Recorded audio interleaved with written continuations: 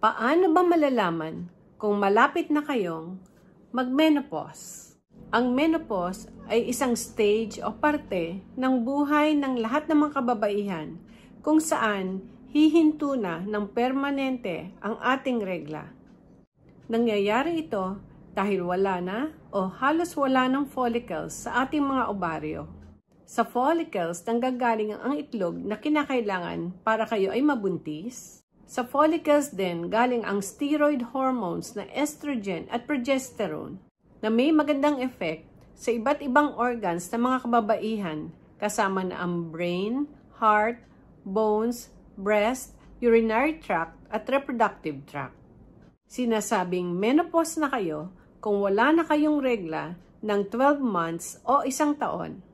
Kung kayo ay nagre-regla pa, kahit irregular pa ito, ibig sabihin, kayo ay nasa perimenopause pa lang. Dumadaan kayo sa perimenopause mga 4 to 8 years bago kayo mag-menopause. Kadalasang nagme-menopause sa edad na 45 hanggang 55 years old. Ang average age ay 51 years old. Pero merong mga kababaihan din na nagme-menopause bago 45 years old at meron ding nagme-menopause after 55 years old. Meron nagme-menopause bago pa sa edad na 40. Ang tawag dito ay primary ovarian insufficiency. Meron ding nagme-menopause ng maaga kung nag-chemotherapy o radiation therapy. Meron ding tinatawag na surgical menopause kung saan nakakaramdam kayo ng mga signs ng menopause dahil natanggalan kayo ng mga ovaryo. Sana malinaw na sa inyo to na kung wala na kayong mga ovaryo o ovaries, o hindi na gumagana ang inyong ovaryo dahil wala itong follicles, kayo ay mapupunta na sa stage ng menopause. Paano nga ba malalaman kung malapit na kayo sa menopause? Mga 4 to 8 years bago huminto ang inyong regla o bago mag-menopause, marami na ring mga signs and symptoms. Marami ng mga senyales at mga kakaibang mararamdaman. Kadalasan, nag-uumpisa sa irregular na regla. Pwedeng mas malakas o mas mahina ang inyong regla. Pwedeng 2 beses magregla sa isang buwan o pwede ring delayed ng ilang buwan ang inyong regla. Pag may abnormal na pagdurugo, mas maganda pa rin magpa-check up para sigurado lang na walang ibang dahilan ang abnormal na pagdurugo na ito.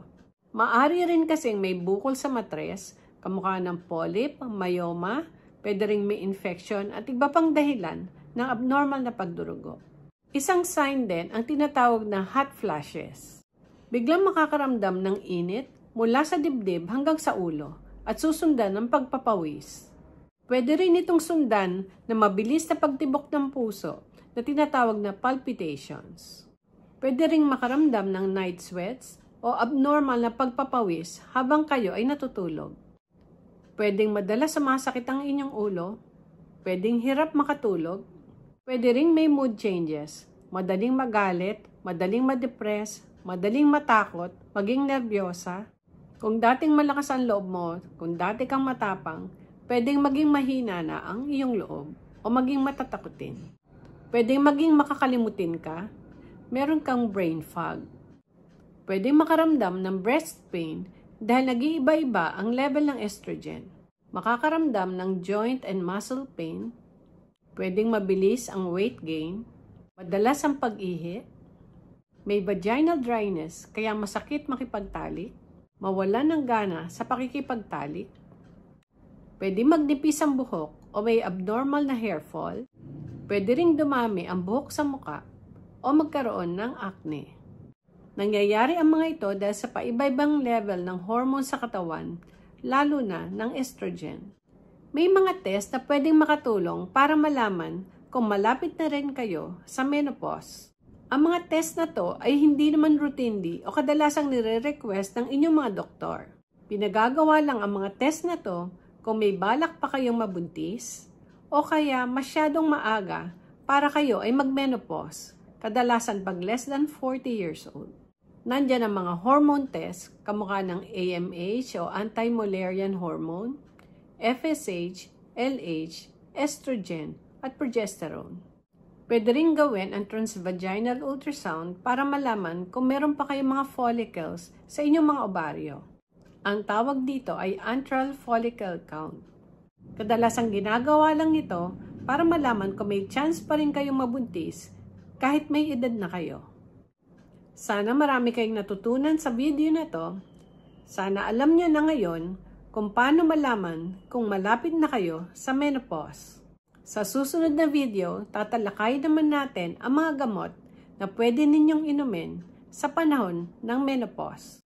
Abangan po ninyo ang video na yan. Maraming salamat po.